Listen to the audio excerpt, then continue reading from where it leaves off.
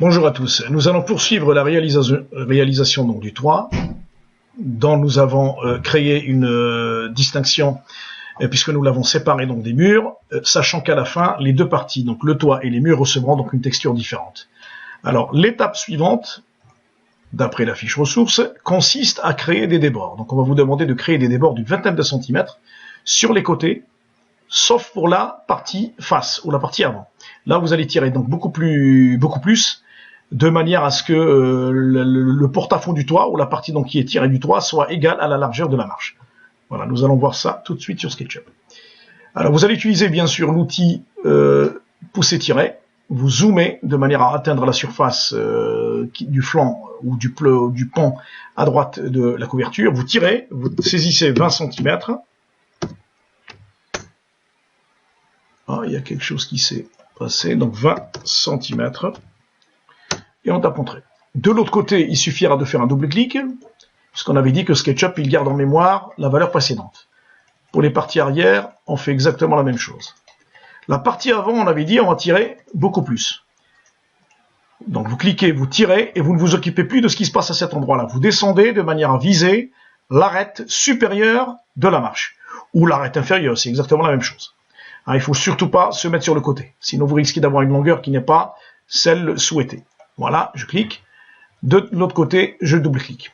Je prends ensuite la gomme et je vais effacer donc les traits superflus qu'on voit sur le côté et sur la partie arrière. Voilà. La couverture étant terminée en partie, alors il nous reste l'étape suivante qui est décrite ici, c'est celle qui consistera donc à réaliser la faîtière. La faîtière, c'est la partie qui va souder les deux ponts du toit. Donc celle qui empêchera bien sûr l'eau de s'infiltrer entre les deux ponts du toit. Pour faire cette faîtière, il faut utiliser donc l'outil arc pour réaliser ce qu'on appelle le profil de la faîtière. Le profil de la faîtière, une fois qu'il est fait, on va utiliser l'outil pousser-tirer pour extruder, ce qui va permettre justement d'extruder ou de rallonger, de créer un volume qui va permettre de souder les deux ponts du toit sur toute la longueur. Donc on va le faire tout de suite. Alors, il faut se mettre en vue de face, prendre l'outil arc de cercle et descendre légèrement ici de manière à ce que la longueur corresponde à celle-ci. Voilà, aller tout droit de l'autre côté et monter d'un petit peu le double de cette distance. Voilà, ça vous donne une surface qui doit fermer. Alors, votre surface doit absolument donc être blanche, ça veut dire qu'elle a fermé. Donc, ce qui veut dire, ou c'est dû au fait que les deux parties donc du toit sont situées sur le même plan.